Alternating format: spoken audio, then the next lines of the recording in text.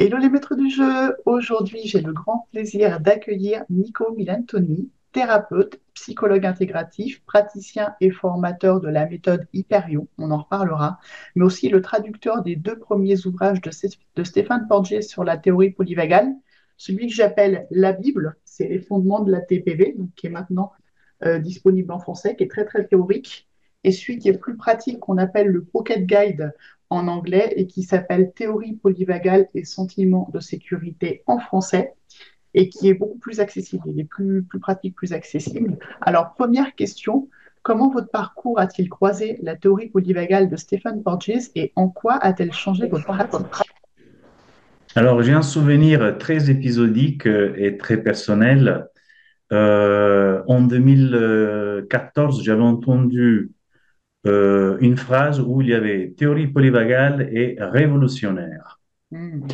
Je ne savais pas encore ce que c'était. J'en parle à un ami psychologue sans savoir ce que c'était, mais je sais pas, il y avait quelque chose qui m'avait frappé.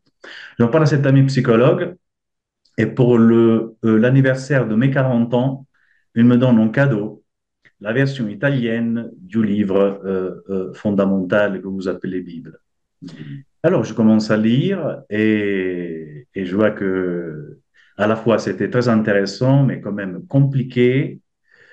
Une version italienne, je ne sais plus si c'était la version italienne qui était compliquée, la version originale. Bon, de toute façon, je prends, c'est-à-dire je lis par-ci, par-là le livre jusqu'à ce que je vois qu'il parle de quelque chose qui est très inhérent, très, très concernant ce que je pratique, tout ce qui est autour de l'aspect acoustique aujourd'hui de la théorie polyvagale. Alors, je tombe sur le chapitre 13 où il parle des muscles de l'oreille moyenne et jusqu'à ce moment-là, j'avais entendu seulement Tomatis, Alfred Tomatis, Oui. quelqu'un qui est un des premiers au monde et qui en fait a retraité le son, a manipulé le son à des fins thérapeutiques. Et alors, j'ai dit, il faut que j'approfondisse le discours. Mais finalement, la lecture était difficile, était dense, je travaillais, je posais le front, jusqu'à ce que pendant le Covid, je reprends en main la version italienne et la version aussi américaine que j'avais déjà achetée parce que il y avait des choses qui ne me revenaient pas sur la version italienne. Mhm. J'en parlais à un collègue, c'était vraiment déjà pendant le lockdown. Je viens au cabinet, je prends ces deux volumes et je me questionnais sur un truc. Je lui posais la question, on parlait ensemble jusqu'à ce que je lui ai dit, écoute, il faut qu'on remette en ordre, il faut qu'on remette en ordre ça. Est-ce que tu peux m'aider à le traduire? Ça fait 10 ans qu'il est sorti en américain, en 2011. Ça a été rapidement traduit en italien, en espagnol, en allemand. Et c'est parti. Elle a dit, bah, pourquoi pas. Et on a mis à quatre mains 1 an et demi pour traduire le premier volume. Donc, on a fait un travail très dédié, très passionné. On s'appelait 7 8 heures par jour aussi. Mhm. On ne s'est pas réparti les chapitres. Donc, oui, j'ai oublié de dire que, en fait, la traduction a été faite avec la collaboration précieuse, indispensable de Isabelle Chausson-Argentier, Je m'apprêtais à la citer oui, justement, avec oui. laquelle on a traduit aussi le deuxième volume, c'est-à-dire voilà, le guide à la théorie polyvagale. Et donc, sur le premier, oui, donc 1 an et demi à quatre mains, on ne s'est pas réparti les chapitres, mais chacun faisait sa traduction et après, Ah ouais. on l'a réévalué ensemble. Là, oui, absolument. Donc, on Ah, a c'est fait un quand même travail de lissage. impressionnant. Oui, C'est quand parce que même c'était, impressionnant parce que enfin, vous avez trouvé le livre en italien, en anglais, avec votre collègue Isabelle Chausson-Argentier, vous vous êtes dit, on va le traduire, alors on qu'il est va le quand même traduire en français. difficile à lire. Il est beaucoup plus fluide d'ailleurs en français, bravo pour ça. Mais qu'est-ce qui vous a dit, enfin, qu'est-ce qui vous a motivé à vous dire, on va le traduire? Moi, j'ai vu ça, je me Alors, suis je dit, c'est pense pas que possible, faut que je fasse des c'était, dessins. oui, c'était, alors l'enthousiasme de l'envergure, la compréhension de l'envergure de la théorie polyvagale, une explication beaucoup plus claire de ce que je fais Oui, en termes de stimulation hyperion et aussi d'un point de vue de la vision de l'être humain, parce que euh, la théorie polyvagale, vu qu'elle est très, très, disons, très étendue, elle pourrait faire partie de la PNEI, vous savez, la psycho-neuro-endocrino-immunologie.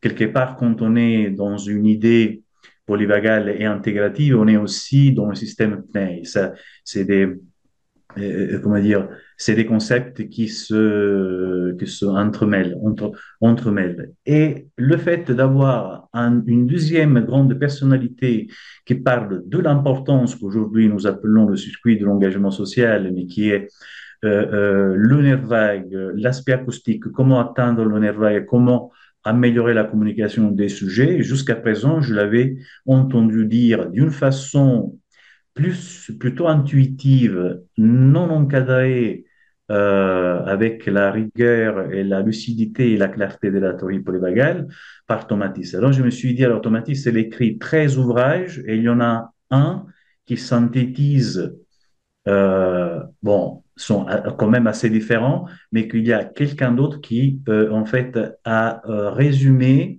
les intuitions voilà, de Thomas Matisse et des amis dans un cadre modalisé, dans un cadre théorique clair, tout en partant par voilà, le paradoxe du vague, comme le raconte Stephen Porges. Donc, il y a eu un petit peu cette commission entre la superposition de ces concepts et de son approche par rapport à ce que je pratiquais déjà et à une vision de l'être humain qui prend en compte corps, esprit, hein, disons, dans une seule entité.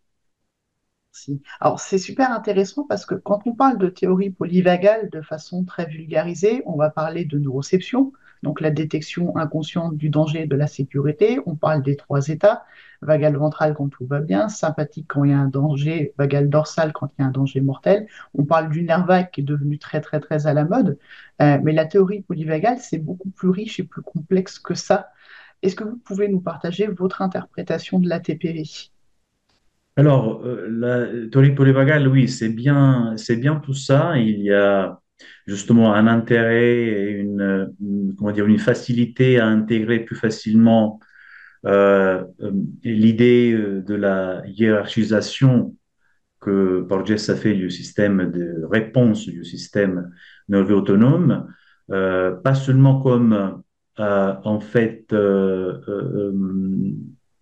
je pense que ce qu'il a fait Borges d'un point de vue du vague ventral, dorsal et sympathique, c'est que il a, pour vous donner une image, il est passé d'une position horizontale de complémentarité ou d'antithèse entre le parasympathique et le sympathique, et il a mis donc en vertical en plaçant justement le myélinisé en haut, le sympathique et le dorsal donc en bas. Mais ça, c'est la chose la plus simple. Quand on parle de théorie polyvagale, on peut aussi parler du système d'engagement social qui malheureusement est moins connu, moins, c'est-à-dire on en parle un peu moins, alors qu'en effet, c'est peut-être la ressource par laquelle on doit passer pour mettre en sécurité la personne. Donc, quand la personne est dans le vague ventral, oui, c'est vrai que la personne est dans la sécurité. En même temps, le vague ventral, il fait partie d'un réseau, et il le répète à maintes reprises, Stephen Porges, un réseau, un groupe de nerfs crâniens, 5, 7, 9, 10, 11. C'est-à-dire, c'est tout ce qui nous permet de parler, d'avoir le réflexe d'orientation, d'écouter, et donc de tout ce que peut être en fait engagé par les expressions faciales, par la parole d'une personne à l'autre. Une autre chose qui a été, je pense, un travail de recherche très minutieux, très détaillé, très patient de Stephen Porges, c'est l'aspect évolutif pour arriver, l'étude évolutive pour arriver à en déduire voilà, ces conclusions sur la neuroception, sur l'engagement social. Euh, et peut-être, oui, un autre aspect qui est peut-être euh, moins connu, c'est le fait de passer par un retraitement sonore, par la musique, pour mettre la personne en sécurité ou pour comme approche thérapeutique. Voilà. Lui, Porges aussi, euh, il a conçu voilà, une méthode ou plusieurs pour faire en sorte de recruter le système d'engagement social dans son intégralité. Voilà. exact. C'est de grande envergure sous l'instant. Voilà, il y a une belle lecture sur aussi sur les États mixtes qui sont apparus, c'est-à-dire et compris un peu plus tard, disons, par la communauté. Et il en parle dans un chapitre, dans un gros volume, dans le chapitre 11, dans l'immobilisation sans peur. C'est un excellent exemple Oui. de, oui, de co-présence des trois ou de deux ou trois modes qui sont activés en même temps. Il l'a Donc ça clarifié. permet d'avoir un exemple pratique voilà, de ce qui est le quotidien, de Il a ce qui est notre clarifié les quotidien. états mixtes dans Polyvagal World, qui n'est pas encore traduit, et il a fait un tableau récap de quelles étaient les Je communautés ne l'ai pas concernées. encore celui-ci. Et Oui, ben, là, pour le coup, c'est beaucoup plus clair. On l'avait dans le oui, Content oui, oui, Guide, et là, c'est encore clarifié, mais bon, bien ça vient sûr. aussi avec le fil des années. Donc oui, c'est Avec vrai. le temps, exactement, parce qu'en fait, on voit qu'il y a maintenant, c'est un temps beaucoup plus mature aussi pour Stephen Porges, qu'au début a dû, dans le premier, en fait, dans le premier volume, c'est des études même qu'il a menées. Donc, c'est vraiment la théorie polyvagale mise au service du public, parce qu'avant, c'était que pour voilà, les scientifiques, article par article. Le deuxième, j'avais oublié de vous dire, le guide à la théorie polyvagale. Après, on a décidé en fait de le traduire aussi, parce qu'une fois qu'on a fait le gros socle, on s'est dit que quand même c'était tellement dur à lire que ça aurait pas forcément voilà, eu un grand accès. Et alors, on a commencé à le traduire et effectivement, il ne s'agit pas d'un simple guide à la théorie polyvagale, c'est bien plus que ça. Je pense qu'à revenir en arrière, même Stephen Porges aurait pu lui donner le titre de sentiment de sécurité parce Oui. qu'il n'en parle presque jamais dans le premier volume, qui est très théorique, Mm. et il en parle quasiment toujours à chaque chapitre dans le deuxième.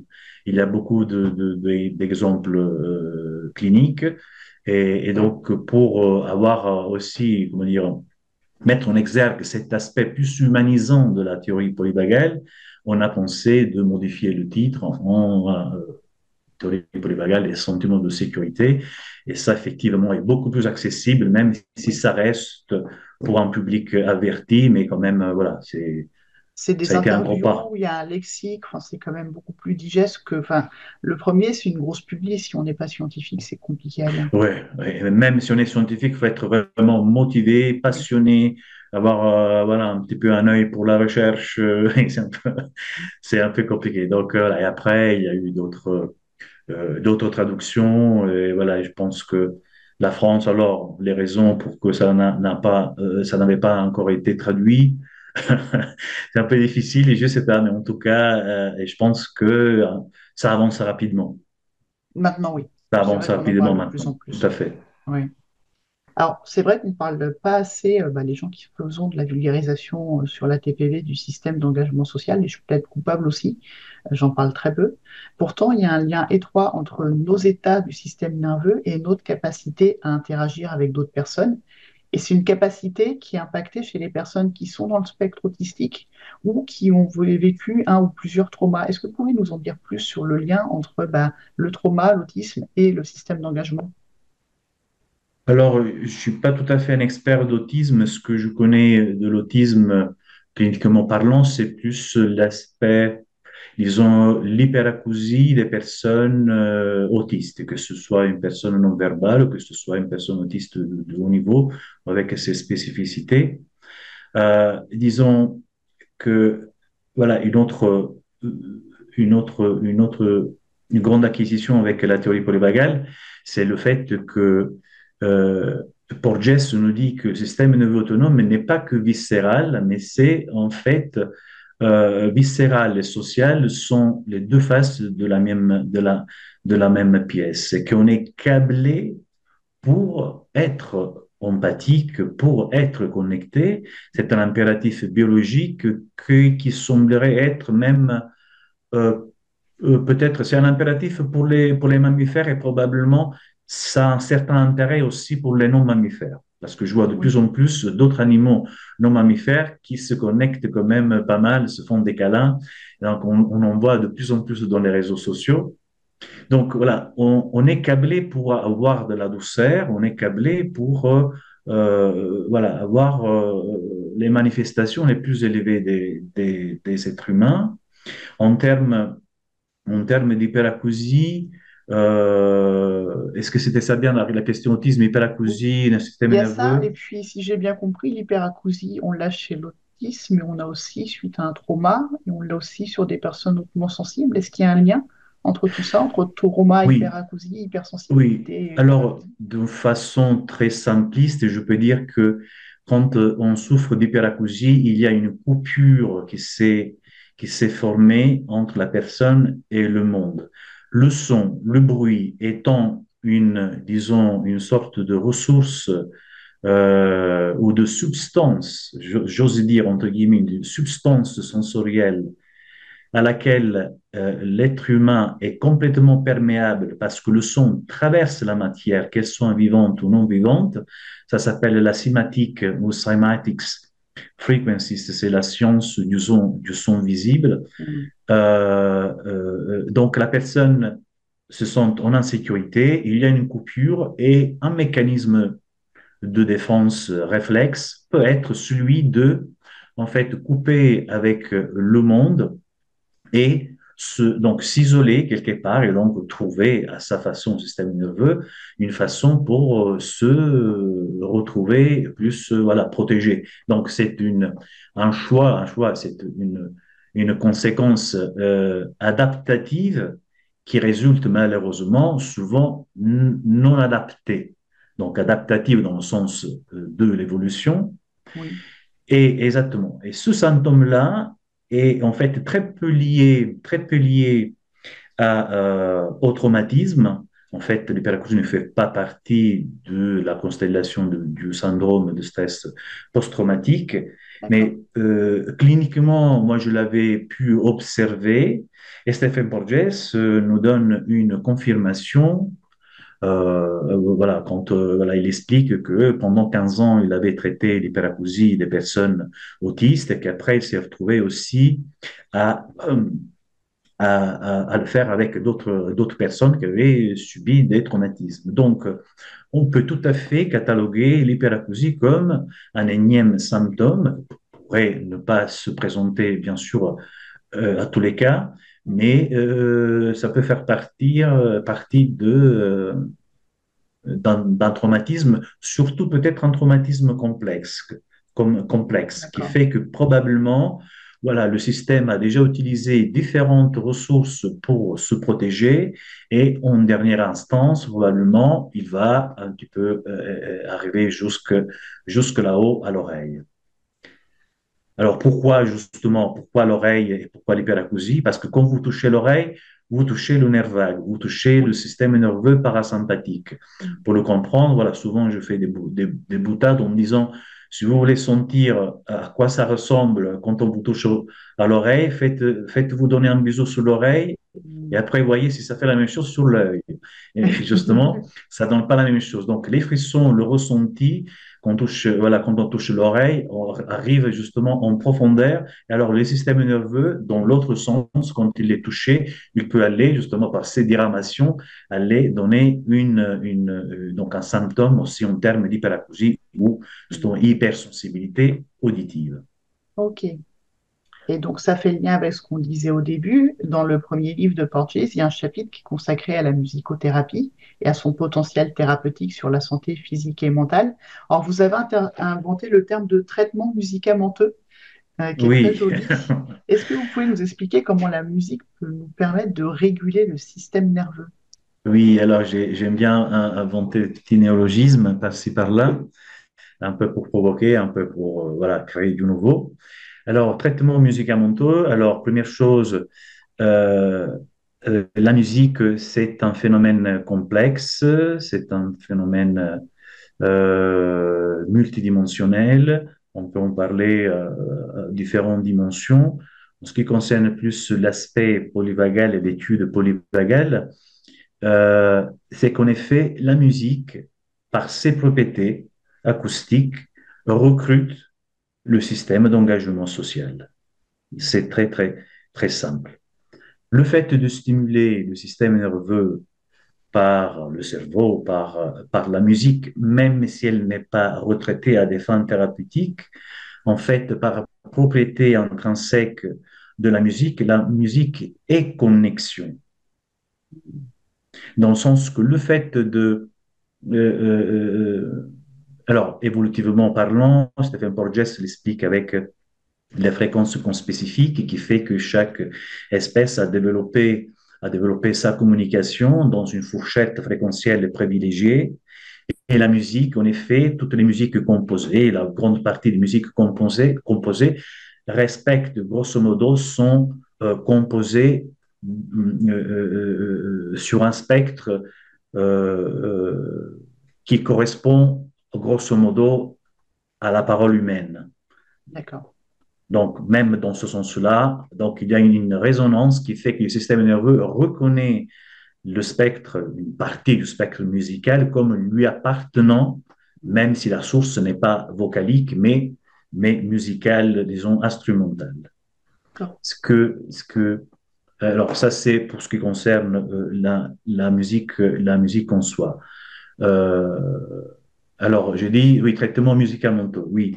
Alors, pourquoi traitement médicamenteux? Parce que la musique est déjà thérapeutique en soi. Il y a des milliers d'études. Pourtant, j'ai l'habitude de faire un parallèle.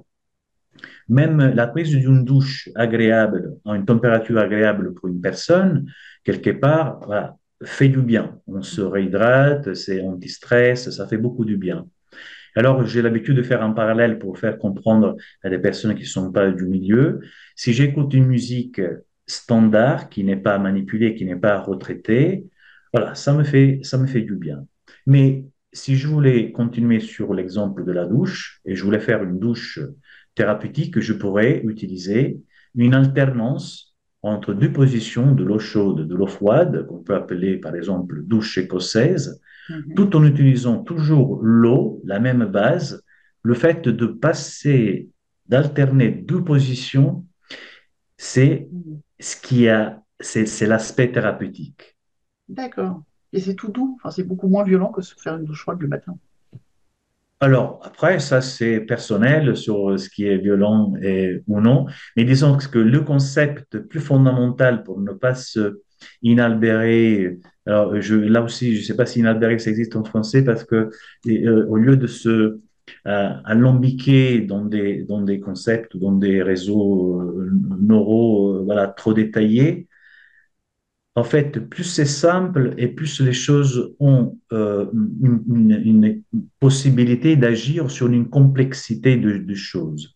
C'est-à-dire que la douche écossaise, pourquoi elle a des propriétés thérapeutiques? Parce qu'oblige à la fois le système nerveux immunitaire et le système immunitaire lymphatique et nerveux à réagir en fait à un changement, Oui. sortir de la zone de confort. Et alors tout le potentiel présent chez la personne se met en mobilisation Mhm. pour, pour justement faire face à cet effort. Qu'après, il va utiliser dans le quotidien, dans une situation autre.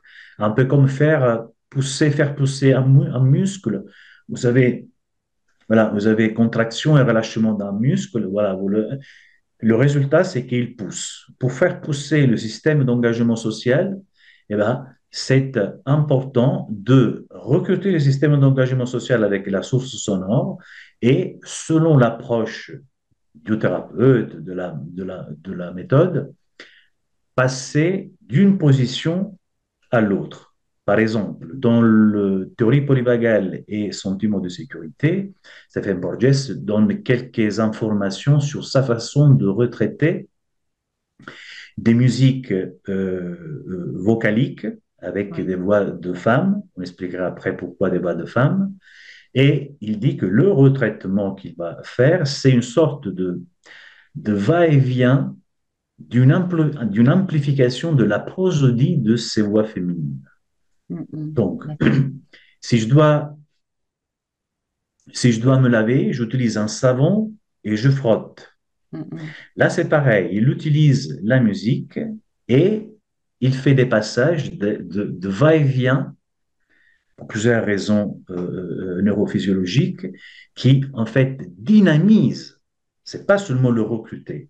Les allées et les retours le dynamisent et le résultat final, c'est de le tonifier. Là, c'est la clé du pourquoi c'est très intéressant de comprendre l'intérêt fondamental du circuit de l'engagement social. Parce qu'il nous dit, et nous comprenons que si je suis en sécurité, dans le chapitre 4 toujours de TPV et sentiment de sécurité, au tout Oui. début, il traite, Stephen Porges, le système vagal et minimisé comme le coordinateur du Mhm. système nerveux autonome. Pourquoi le coordinateur? Parce que, en fait, même si les fibres myélinisées représentent autour du 3% des fibres du nerf vague, l'équivalent que je fais, c'est que si vous voyez derrière moi, là par exemple, il y a un gros tableau. Ce tableau, c'est le système nerveux autonome. Il est tenu debout par le clou. Oui. Donc, le clou, c'est, dans notre comparaison, le nerf vague myélinisé.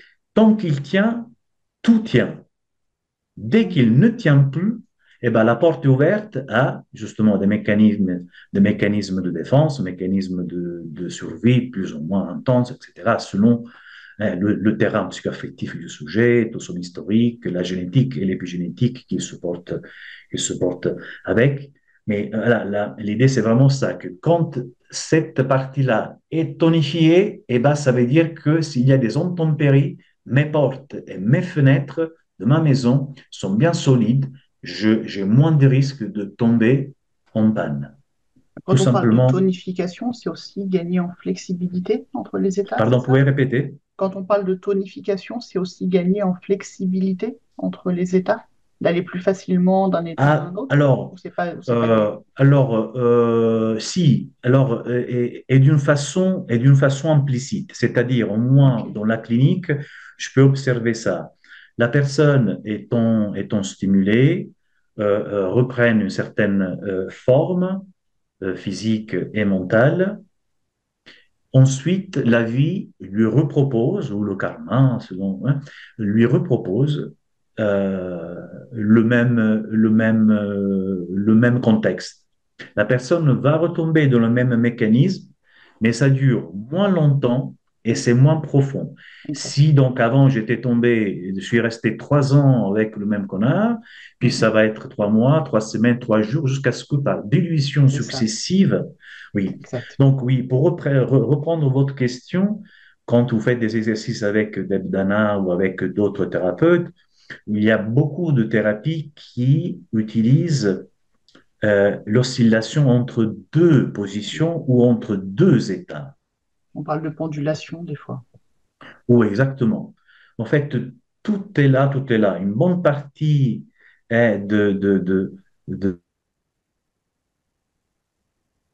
thérapeutique, bonne partie de troubles chez l'être humain, on peut les travailler par des ondulations, par des mouvements. Regardez le sommeil REM, qui après en thérapie devient le NDR, ou le brain spotting, etc., ou Oui. rythme, toutes les dérivations différentes et variées.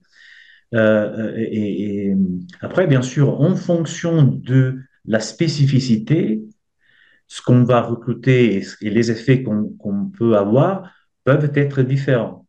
Très bien. C'est-à-dire, voilà, c'est pas parce qu'on retraite la musique que toutes les méthodes sont pareilles. C'est comme la parole. Eh ben, un psychanalyse utilise la parole, un psychodynamique pareil, un gestaltiste, un phénoménologiste pareil. Oui. Mais voilà, le contexte n'est pas le même, le cadre théorique et aussi le langage n'est pas forcément le même, ne renvoie pas aux mêmes choses. Là, ça me donne une transition parfaite sur la question suivante. Donc, on retrouve l'approche médicamenteuse dans les travaux de Stéphane Porges.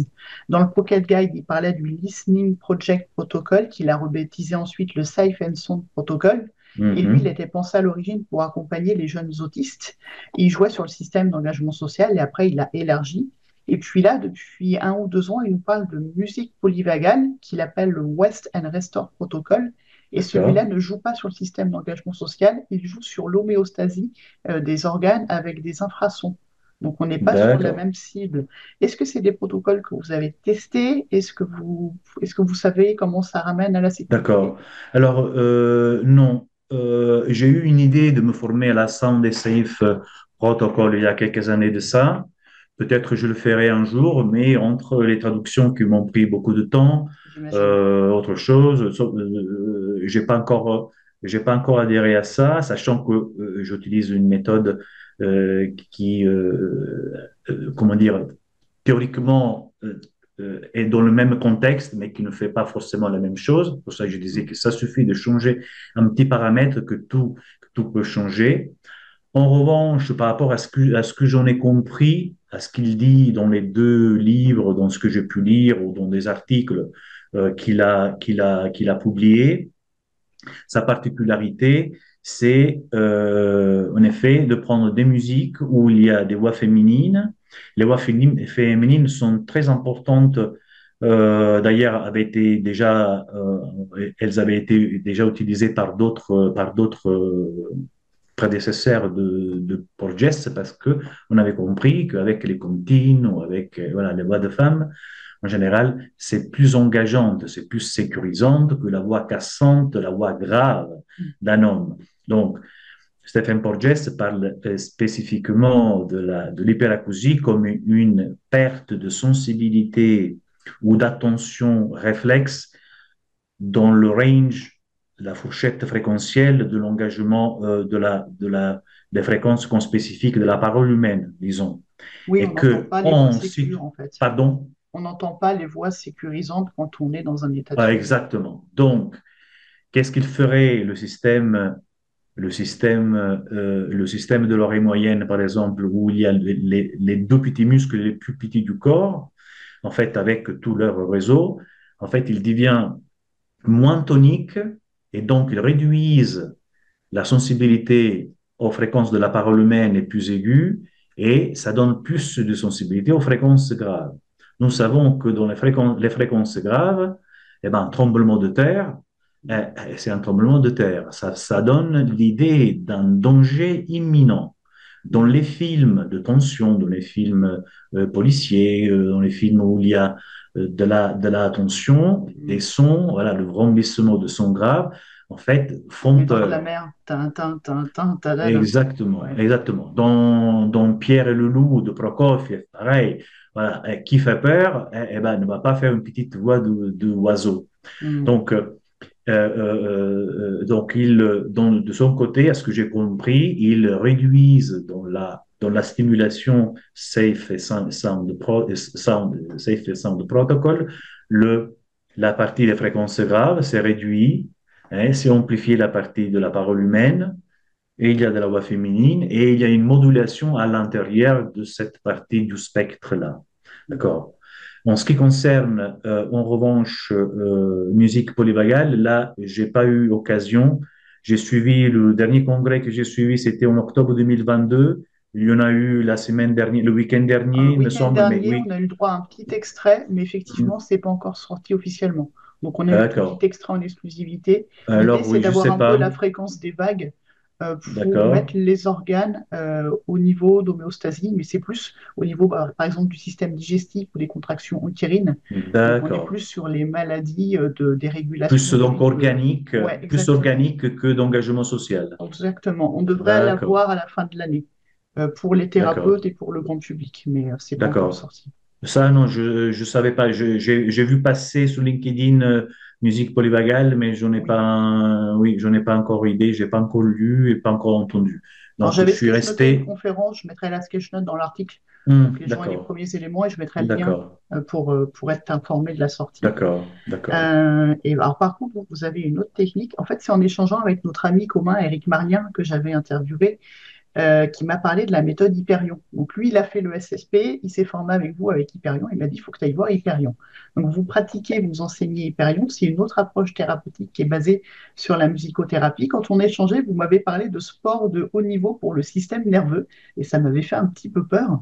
Est-ce que vous pouvez nous expliquer comment ça se positionne, c'est quoi les spécificités de la méthode Oui, Hyperion? alors, oui, oui, oui. Ça doit pas du tout faire peur parce que, alors, Emmanuel Bigan, est directeur de l'Université Franche-Comté, si je ne me trompe pas, et un des plus grands experts de relations musique et cerveau de France, avec Hervé Platel, qui est professeur de neuropsychologie à Caen.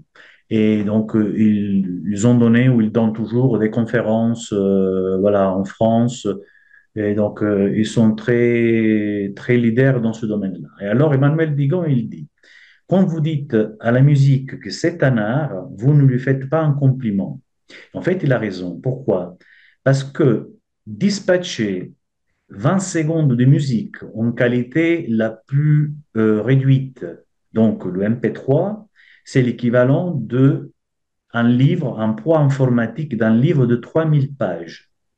Tout ça, ça doit être dispatché dans le cerveau et synchronisé, donc à l'unisson, à tous les relais, à tous les relais avec quelques millièmes de seconde seulement, de l'oreille jusqu'au cortex associatif, Mhm. jusqu'au ressenti émotionnel. Donc, c'est qu'à chaque fois que vous avez n'importe quel son, eh ben, c'est un feu d'artifice qui s'ouvre à 360 degrés, disons plutôt à sphère. Et donc, c'est un engagement de relief, une des choses les plus difficiles à traiter pour le cerveau. Mhm. Et alors, c'est déjà un travail énorme. Même si vous, nous, on écoute la musique, ça nous fait du bien, ça nous fait plaisir ou pas, disons, bon, selon les goûts, mais disons que le traitement est très intense et très puissant. Il ne peut pas fermer les paupières, il est obligé de traiter et les informations sont très, disons, un peu sont dans l'ordre de l'espace-temporalité. D'accord? Donc, ça engage une multitude de réseaux, de noyaux hein, voilà, et de zones cérébrales. Mhm. Donc, déjà ça. Quand on parle d'un retraitement de type hyperion, par exemple, voilà, comme c'est difficile à comprendre ce genre de concept-là, je fais justement des comparaisons. Alors pourquoi sport de haut niveau pour Hyperion? Parce que le simple fait d'introduire un système qui fait écouter en deux positions, dans le système Hyperion, qui est différent de celui de Porges, par exemple, on fait écouter les harmoniques graves ou les harmoniques aiguës d'une plage musicale, qui peut être musique classique, jazz ou pop. Mhm. D'accord?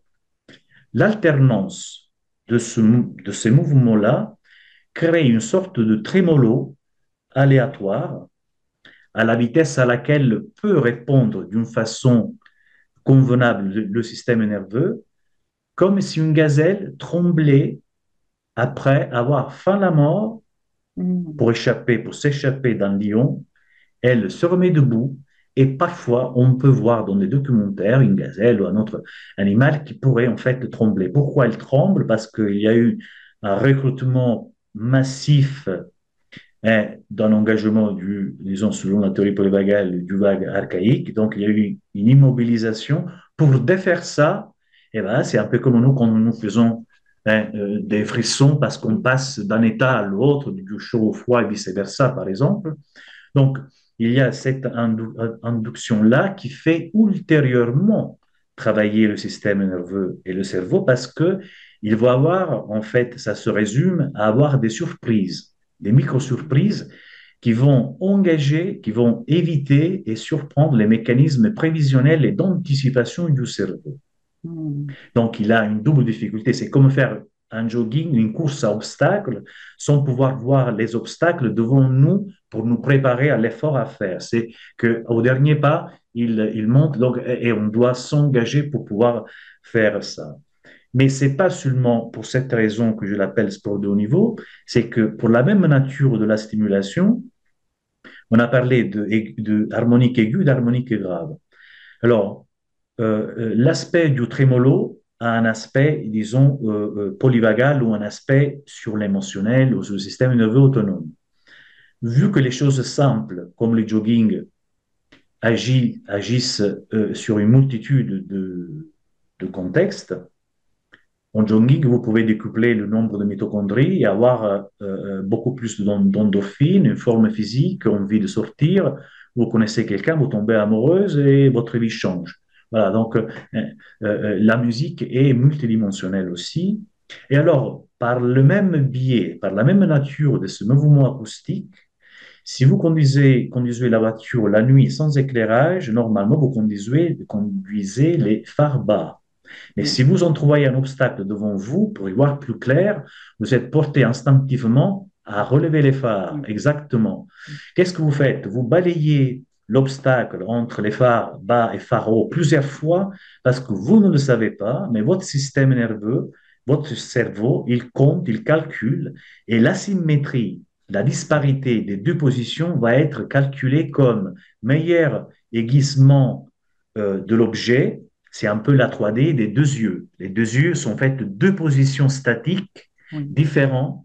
Le cerveau le calcule, comme il sait faire, et il vous dit, OK, hein, vous êtes en 3D et pas en mm, 2D. C'est mm, donc donné par une disparité.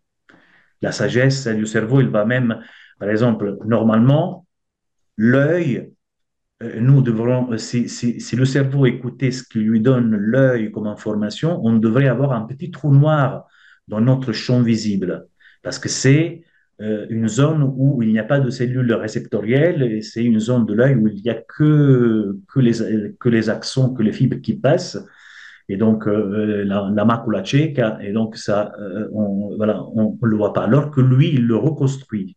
Oui, Voilà.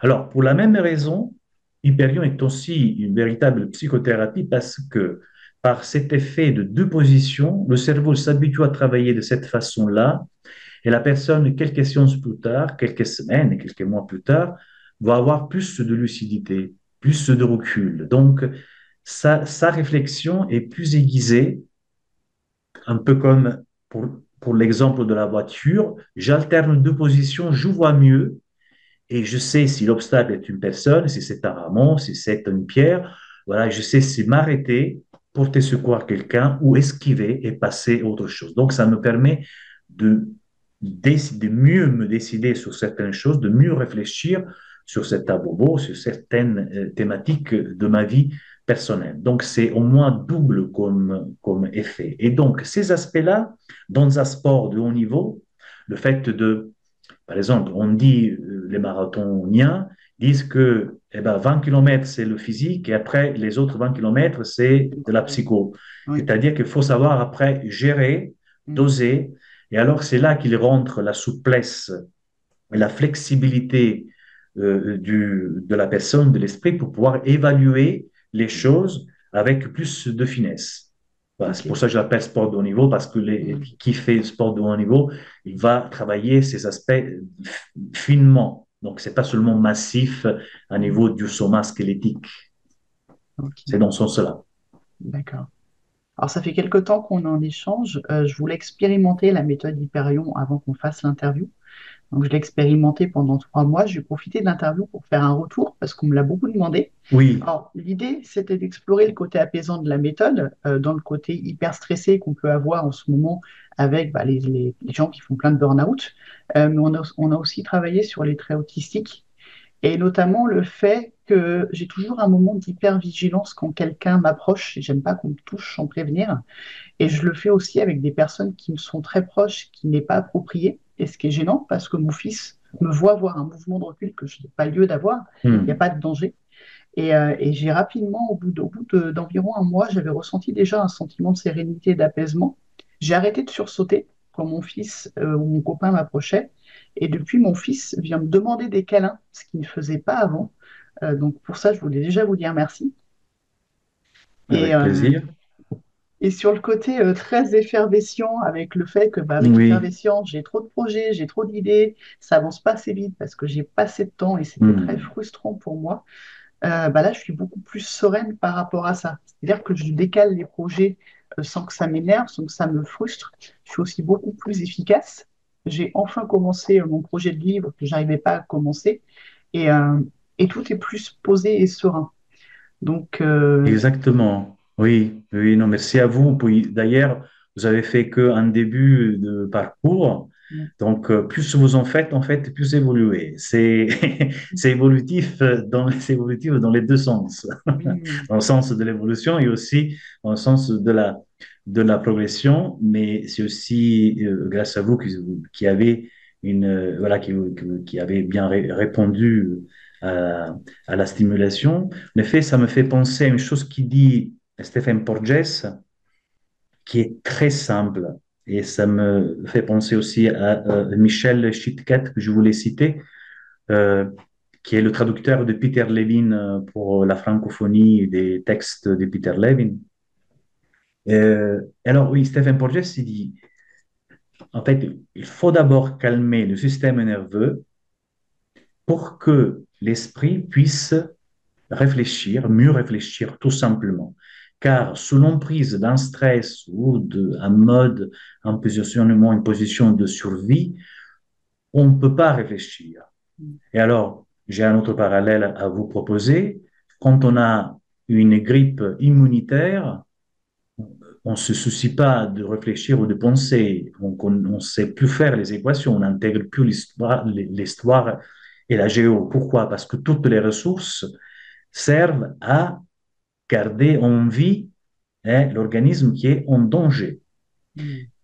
Nous n'avons pas encore compris qu'une grippe émotionnelle, si on me Mhm. permet l'expression, eh ben, c'est un parfait parallèle d'une grippe immunitaire. C'est-à-dire que si je suis stressé, eh ben, je n'écoute pas l'autre parce que tout est recruté hein, dans une modalité de survie, même si on est à Paris, où on est dans une civilisation, où on est bien habillé, et normalement, on devrait être en sécurité, mais en effet, on ne l'est pas. Donc, on va utiliser des stratégies de survie, de véritable survie, pour quelqu'un qui a passé, qui a cramé un feu rouge ou qui ne s'est pas arrêté au passage piéton. C'est les mêmes ressources, et Mhm. je pense que, par exemple, si, quand prend du recul avec la théorie polyvagale, je pense que Stephen Porges nous invite aussi, et c'est ma lecture à moi, à, à prendre au sérieux et avec beaucoup de, plus que sérieux, euh, avec beaucoup de soin et d'attention, les réponses, les réponses de survie pour les garder véritablement, vraiment pour des moments voilà, où vraiment il y a une véritable urgence. Autrement, on va recruter quelque chose qui a mis des centaines de millions d'années à se mettre en place pour un oui ou pour un non. Et donc, voilà, ça permet aussi d'avoir plus de discernement et voir si quelque chose vaut vraiment la peine que je m'engage à m'entêter ou à batailler contre quelqu'un qui voilà, est un peu limité ou qui ne pense pas la même chose sur le même sujet comme Oui, moi. qui peut être stressé, qui peut avoir peur et qui renvoie aussi ses émotions à lui et on ne s'entend pas. Exactement. Donc, c'est vraiment très sage cet aspect euh, qu'il nous passe et me fait cette simplicité dont on parlait tout à l'heure faisait penser à ce que j'ai lu de Michel Chitkat, qui est psychiatre, qui a introduit la somatic experiencing en France, a traduit les livres de Peter Levin, et sur un site, je ne sais plus qui c'est, il dit, j'ai beaucoup appris par ces techniques, surtout par leur simplicité, et je me suis même demandé si cette simplicité n'était pas un obstacle pour l'intellect des thérapeutes francophones, qui en fait, en C'est trouvant quelque possible. chose de tellement simple, ça pourrait ne pas trop intéresser les approches intellectuelles. Bah, si on dit il y a qu'à trembler, d'ailleurs, quand vous parliez de tremblement, de vibrato, non, de trémolo, pardon, finalement, la méthode Hyperion, c'est un peu comme le somatic experiencing ou la méthode TRE, le trauma releasing exercises de l'oreille. Parce que ça passe par le tremblement pour libérer les traumas au final. Alors, quelque part, il y a toujours un dénominateur commun. La première chose, c'est le fait de passer par le système bottom-up ou les fibres ascendantes, c'est-à-dire tout ce qui remonte à l'intellect ou tout ce qui remonte aux fonctions supérieures. Généralement, en psychothérapie, pendant le dernier siècle, on a presque exclusivement avalé l'idée de la parole, que ce soit par les TCC ou par la psychanalyse, etc. Et donc, c'est très bien le système top-down, c'est très bien aussi le système bottom-up, et le mieux, à mon avis, c'est d'intégrer les deux informations pour qu'il y ait le plus de cohérence possible et que l'orchestre et le directeur d'orchestre soient d'accord, concertent ensemble plutôt que de lutter, par exemple. J'adore les Et métaphores alors, musicales. pardon? J'adore les métaphores musicales. Oui. Alors après, dire que la somatic experiencing est la même chose que comment dire, que la même chose qu'Hyperion ou la TRE, je dirais non, mais disons que euh, le but final est le même, c'est-à-dire de donner un apaisement, hein, au système nerveux autonome, sachant qu'Hyperion a un impact sur l'aspect de l'esprit, de la lucidité, du recul, qu'on a quand même quand un système nerveux autonome s'est calmé, mais il est assez spécial sur cet aspect-là. D'accord, j'entends. C'est-à-dire sur l'aspect plus psychique ou, entre guillemets, si vous permettez l'expression plus psychothérapeutique, dans le sens de l'acceptation, dans le Mm. sens de, voilà, de réfléchir différemment sur la même chose.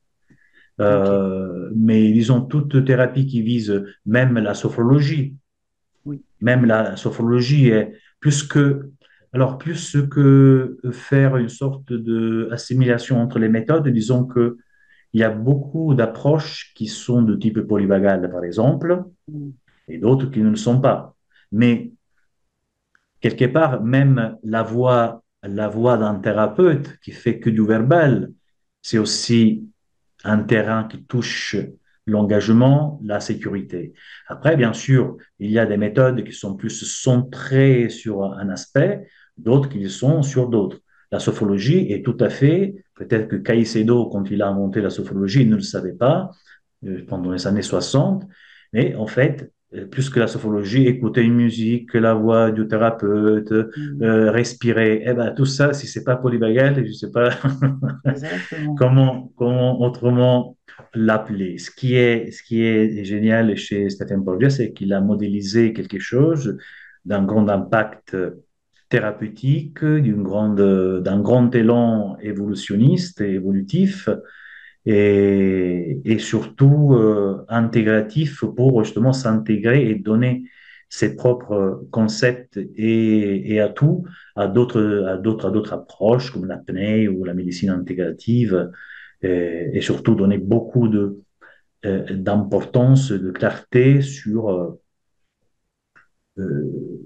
les fonctions du système nerveux autonome, qui n'est pas que viscéral, mais Mm. très social.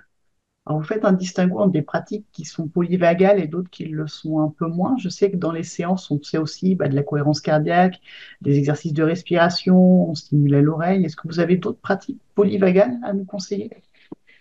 Alors, à vous conseiller d'autres polyvagales, à vous conseiller.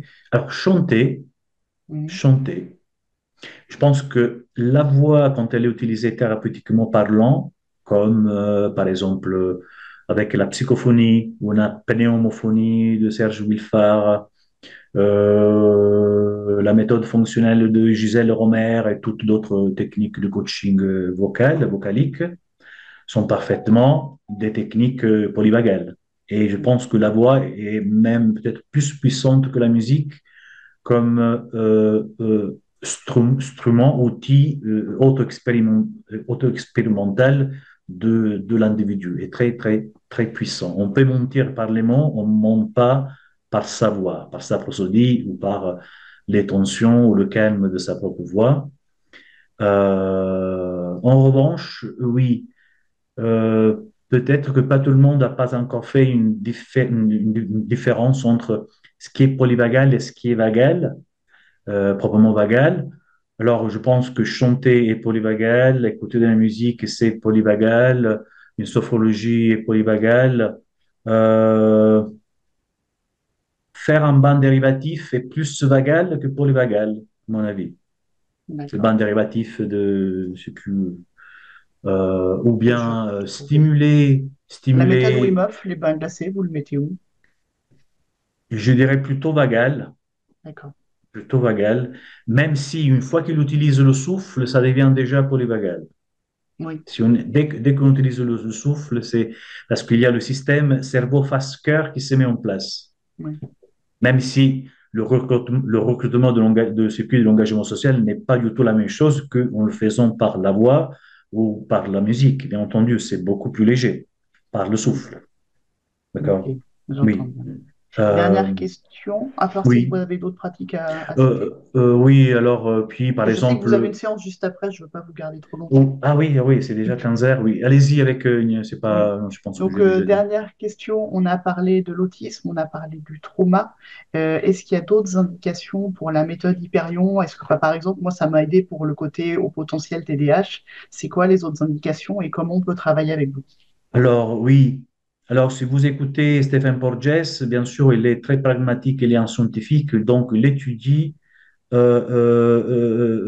disons, protocole par protocole, domaine par domaine. Donc, il avait étudié sur l'autisme. Lorsqu'il était en train d'écrire en 2017 le guide à la théorie polyvagale, il était en train de le tester, son Safe and Sound Protocol sur les personnes borderline.